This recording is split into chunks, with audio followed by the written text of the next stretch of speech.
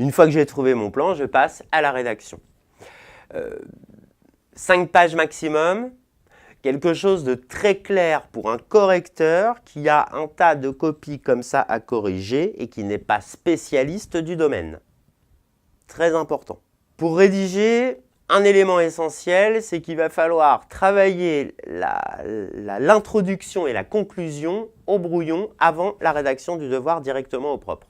D'une part, l'introduction, c'est l'élément par lequel le correcteur va commencer la correction. Ça va donc lui laisser une impression, bonne ou mauvaise, qu'il va conserver tout au long de la correction du devoir. Il n'y a pas de point attribué à l'intro ou à la conclusion en tant que tel, mais l'impression donnée par la lecture de l'intro va être conservée jusqu'à la fin. Une mauvaise intro peut dévaloriser un très bon devoir. Une très bonne intro peut rattraper des maladresses par la suite. Donc, une introduction va être composée de 2 éléments essentiels. L'annonce du fond et l'annonce de la forme. Donc, une introduction introduit 2 éléments. Le fond, la problématique, qu'on appelle la problématique, et la forme, qui est l'annonce du plan. La problématique est le résumé succinct de l'histoire que vous allez raconter. La problématique, c'est le raisonnement. Quand je problématise, je raisonne. La problématique, c'est le raisonnement qui vous a amené au plan. Vous avez construit l'histoire et ça vous a amené au plan. La problématique, c'est ce qui va justifier le plan. C'est le pourquoi du plan. Pourquoi je présente ce plan? C'est parce que je raconte cette histoire. Donc la problématique va commencer directement par le thème, ne tergiversez pas, ne commencez pas à 4 km au-dessus de l'entonnoir. Ce qui accroche le correcteur, c'est que vous commenciez tout de suite par le thème. Donc je vais commencer par l'agroforesterie et je vais raconter mon histoire dans les grandes lignes. Donc ici, par exemple, ça pourrait donner l'agroforesterie, qui était une technique pratiquée dans l'Antiquité, a été abandonnée par l'agriculture conventionnelle. Aujourd'hui, elle fait partie des pratiques innovantes et s'intègre pleinement dans le projet agroécologique accompagné par le MAF et l'Union européenne. Un plan d'action peut être proposé pour encourager son développement dans la région R. Ça, c'est ma problématique qui me conduit à l'annonce du plan. Je peux donc maintenant annoncer mon plan. Cette note présente donc d'abord l'agroforesterie, puis comment l'action publique peut encourager son développement en région pour enfin proposer un plan d'action à mettre en œuvre dans la région R. J'annonce mon plan. Vous allez avoir un exemple d'introduction en lisant le corrigé type qui est fourni avec cette vidéo et rédigé donc sur la base du dossier étudié sur l'agroforesterie. 2 façons d'annoncer votre plan. Une première façon un peu plus académique où on va avoir 2 parties en fait à l'introduction. Une partie problématique et une partie annonce du plan. Le fond, l'histoire, la forme, le plan.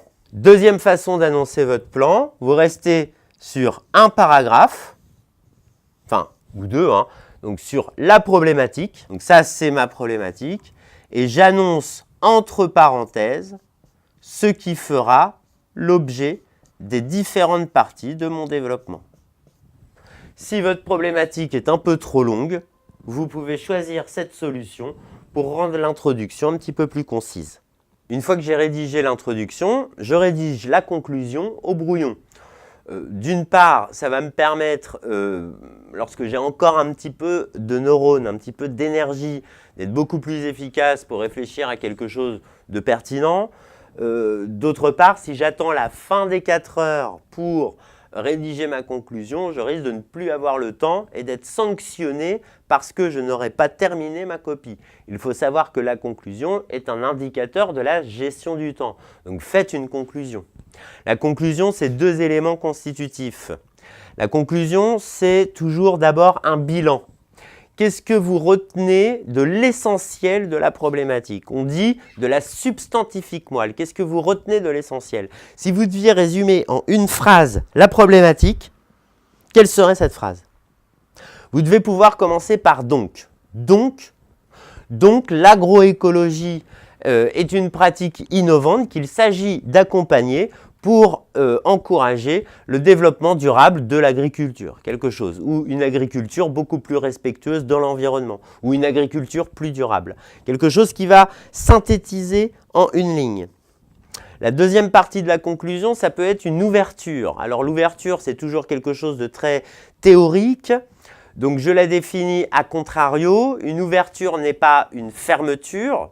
Une fermeture, c'est je termine par ce qui répond à la commande. Une ouverture, c'est j'ouvre sur un autre point que ce qui répond à la commande. J'illustre. Voilà mon histoire. C'est ma note. J'ai mon intro et j'ai mon développement constitué d'informations du dossier qui répondent à la commande. Une ouverture, c'est une information du dossier qui n'est pas hors sujet, qui traite du thème, donc là qui traiterait de l'agroforesterie, mais qui ne permet pas de répondre précisément à un des axes de la commande. Si je l'évoque en conclusion, c'est donc une ouverture.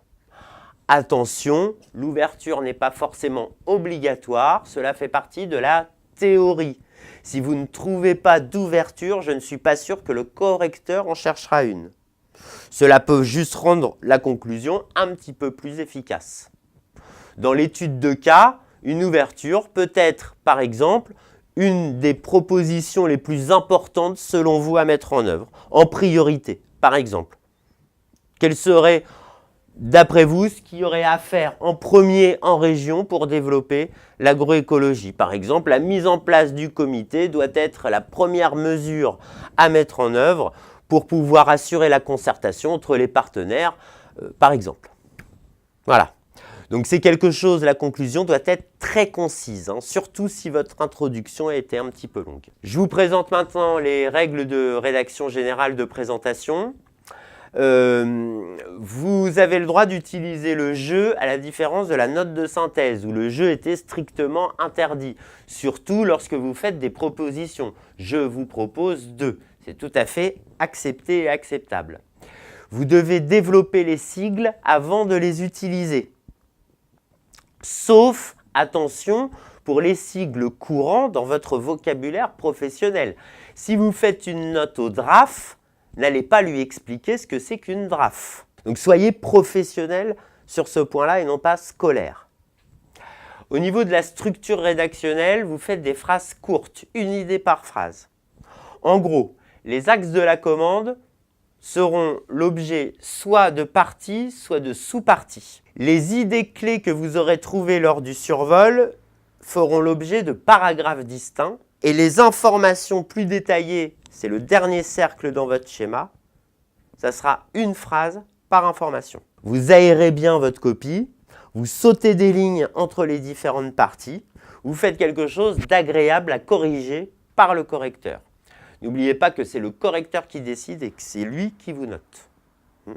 Et que la clarté peut être assez subjective en fonction des différents correcteurs. Faites le plus clair possible. N'oubliez pas de vous accorder un temps de relecture, au moins 10 minutes. La relecture au bout de 4 heures est très difficile car il faut vous reconcentrer sur ce que vous venez de rédiger. Vous allez avoir tendance à passer très vite et à ne pas voir vos fautes. Faites très attention parce que pour la catégorie A, il y a des fautes qui sont rédhibitoires. Je vous donne ici un guide, une feuille de route temporelle, entre guillemets, pour vous donner un temps déterminé pour chacune des étapes pour votre entraînement. Attention, cela ne doit pas vous empêcher d'adapter la méthode à votre propre logique au fur et à mesure des exercices. Vous conservez 1h45 maximum pour la rédaction. Vous utilisez 1 heure maximum pour analyser la commande, faire le survol. Puis, vous utilisez 1 heure maximum pour faire le bilan du survol, organiser votre prise de notes et préciser si besoin. Ok, je rappelle, 1 heure maxi, commande, survol. 1 heure maxi, bilan, prise de notes. 1h45 maxi, plan, rédaction. Cela vous fera donc travailler sur 3h45 maximum, ce qui vous permettra d'être à l'aise le jour J. C'est ce qui compte. Ce qui compte avant tout, c'est que vous soyez à l'aise le jour J, c'est pas que vous me fassiez de super devoirs. Je vous remercie de votre attention. J'espère que cette vidéo a été suffisamment claire pour que vous puissiez aborder cet exercice en toute sérénité. Sachez que toute l'équipe d'Alice G Formation Conseil est à votre disposition pour répondre à toutes les questions. N'hésitez surtout pas à nous contacter. À bientôt!